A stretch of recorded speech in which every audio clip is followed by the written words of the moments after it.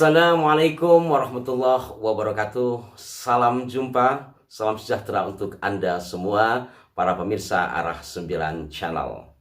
Sudah satu pekan kita melewati Idul Fitri 1 Syawal 1443 Hijriah.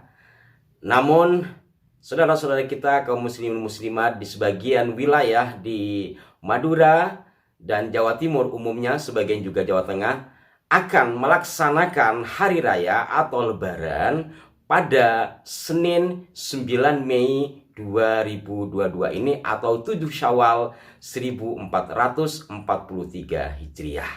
Nah, terkait dengan ini saya akan mengulas atau memberikan jawaban atas pertanyaan sejumlah sahabat terkait dengan sejarah ketupat.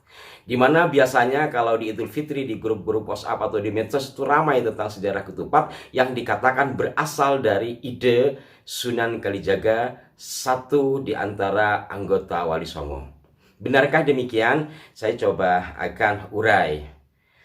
Para pemirsa, seperti saya kutip dari sejarawan akademisi Belanda Hermanus Johannes de Graaf, atau umum ditulis H.J. de Graaf.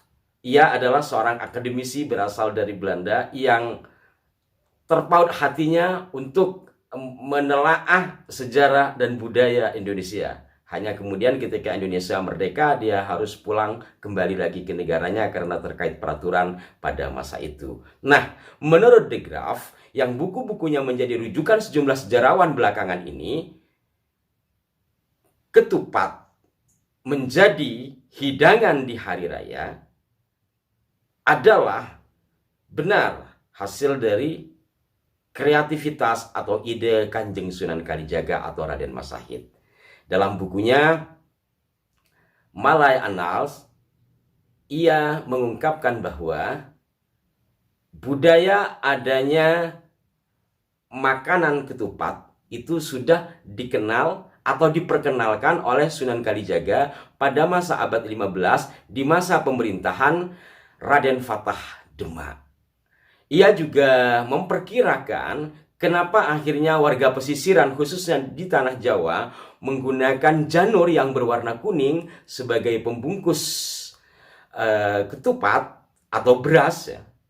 Itu menurut dia untuk membedakan dengan kekhasan warna hijau yang ada di Timur Tengah dan warna merah yang umum digunakan oleh masyarakat di Asia Timur. Maka masyarakat pesisiran di Jawa khususnya dan Nusantara secara umum menggunakan janur atau daun muda kelapa yang berwarna kuning untuk membungkus beras, kemudian direbus hingga menjadi ketupat dan dijadikan sebagai hidangan lebaran Idul Fitri. Tetapi menurut sejumlah sejarawan yang lain, adanya ketupat itu sejak lama. Artinya sebelum masuknya agama Islam ke Indonesia secara masif, masakan atau hidangan ketupat itu sudah ada. Hal itu dikaitkan dengan ritual pemujaan terhadap Dewi Sri, yang mana satu di antara ritualnya itu menggunakan ketupat. Bahkan ketupat pada masa itu juga dijadikan alat semacam penangkal tenung, sihir, dan kekuatan jahat lainnya yang digantung di pintu. Dan tradisi itu sebagian di daerah saya di Madura itu masih digunakan. Walaupun ketika saya mencoba menanyakan, hal itu tidak ada kaitannya dengan penangkal atau pemujaan terhadap Dewi Sri. Dikatakan bahwa penggantungan ketupat kecil biasanya di atas pintu itu untuk memeriahkan hari raya ketupat. Nah, pernyataan dari de Graaf ini juga disetujui oleh sejumlah sejarawan yang lain, sejarawan yang kebelakangan ini, termasuk diantaranya oleh sejarawan NU Kiai Haji Agus Sunyoto. Menurut Kiai Agus dalam wawancaranya dengan situs resmi berita PBNU yaitu NU Online, ketupat memang diperkenalkan oleh Kanjeng Sunan Kalijaga. Dengan demikian memungkinkan kalau kita komparasi, jadi sebelum Islam masif ada di Indonesia, umat Hindu atau mungkin juga Buddha atau mungkin yang lainnya sudah mengenal budaya ketupat, dan ketupat pada saat itu dijadikan ritual untuk kebaikan pada masa itu. Kemudian ketika Islam sudah masif dan sudah memiliki kerajaan Islam Demak dan Sunan Kalijaga, kalau istilah sekarang itu menjadi satu di antara one team press-nya, kemudian memperkenalkan ketupat yang sebelumnya menjadi budaya para Islam, dikawinkan dengan peribadatan Islam, sehingga budaya yang sebelumnya sudah masif kemudian tetap dilestarikan. Dan ini apabila kita membaca tentang sejarah Sunan Kalijaga atau Wali Songo yang lain, itu banyak sekali dilakukan karena menjadi bagian strategi dari sebaran Islam, akulturasi budaya asli pribumi atau Nusantara dengan ajaran Islam yang dikembangkan, selama tentu hal itu tidak melanggar dari syariat. Menariknya lagi para pemirsa sekalian, dari adanya ketupat kemudian ada lebaran ketupat. Ini seperti yang saya katakan tadi, masyarakat sebagian di Jawa Timur, katanya juga di Jawa Tengah dan Madura, secara masif itu masih tetap melestarikan adanya budaya lebaran ketupat. Maka Senin ini 9 Mei 2022 yang dalam hitungan hijriahnya masuk tanggal 7 bulan Syawal, mereka melaksanakan hari lebaran yang kedua, yaitu lebaran ketupat. Dan cukup ramai, ada acara teratur gitu biasanya kalau di Jawa Timur, kemudian ada mengkalungkan ketupat ke binatang ternak dan sebagainya. Intinya ada kemeriahan setelah 6 hari masuk tanggal 7 Syawal di sebagian daerah Jawa bagian tengah dan timur, khususnya Madura yang saya ketahui langsung ya. Lantas kenapa ada lebaran ketupat? Ini menurut tilian Ki Agus Sunyuto tidak lepas dari peran Sunan Kalijaga di dalam mengajak masyarakat muslim untuk melaksanakan puasa sunnah Syawal. Maka dibuatlah lebaran yang kedua. Hal ini tidak lepas pula dari peristilahan kata ketupat yang di sebagian daerah disebut kupat, ketumpat, tipat, di Madura disebut topak. Maka lebaran ketupat di Jawa khususnya disebut kupatan. Kalau kita ke Jawa Tengah nanti ada kupat tahu Magelang.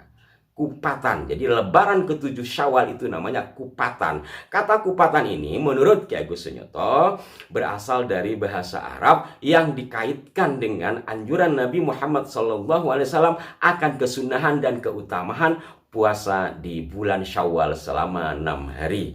Terkait dengan hadisnya saya coba merujuk kepada Bulughul Maram. Hadis diriwayatkan oleh Imam Muslim. Wa an Abi Ayyub Al-Ansari radhiyallahu taala anhu anna Rasulullah sallallahu alaihi wasallam qala man shama ramadhana thumma atba'ahu sittan min syawalin kana kasiyamid dahri, rawahu Muslim. Langsung saja Kanjeng Nabi Muhammad ngendika man shoma sapane wong kang poso Ramadan ing bulan poso ing bulan Ramadan thumma atba'ahu maka kari-kari maka kemudian mengiringi, maka kemudian diikuti 6 hari di bulan Syawal, maka ia laksana berpuasa selama 1 tahun. Intinya bahwa menurut Rasulullah, ya dalam hadisnya yang diriwayatkan oleh Imam Muslim, ini ada di kitab Bulughul Maram, dijelaskan bahwa orang yang berpuasa di bulan Ramadan secara lengkap tentunya, kemudian 1 Syawal lebaran, lalu dilanjutkan dengan puasa sunnah di bulan Syawal selama 6 hari, maka keutamaannya laksana puasa 1 tahun.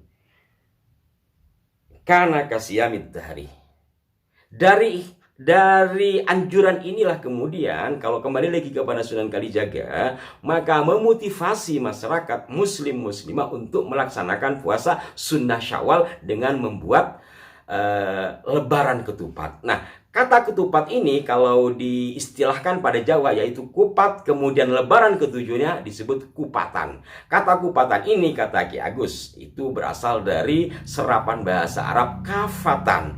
Intinya bahwa ketika orang puasa Ramadannya sempurna, kemudian dilanjutkan dengan puasa Syawal 6 hari, maka kafatan, sempurna, sudah mencukupi. Kafah, kata kafah atau kafatan ini kemudian kepleset lidah menjadi kupatan. Demikian hasil analisis Ki Agus Sunyoto terkait dengan peristilahan kata kupat atau kupatan. Tetapi ada penulis lain yang menyebutkan seperti Pak Slamet Mulyono mengatakan kata kupat itu dari singkatan dari dua kata. Kupat itu ngaku lepat. Wallahu a'lam mana yang paling benar. Tapi setidaknya fakta sejarah menunjukkan sampai hari ini di sebagian wilayah Jawa, terutama Jawa Tengah dan Jawa Timur, Madura, melaksanakan Hari Raya Ketupat atau Kupatan. Mudah-mudahan bermanfaat dari uraian singkat ini dan kita tetap melestarikan budaya luhur leluhur kita bagi yang muslim tentunya yang sejalan dan senafas dengan ajaran Islam. Sampai jumpa, mohon maaf jika ada kekhilafan. Assalamualaikum warahmatullahi wabarakatuh.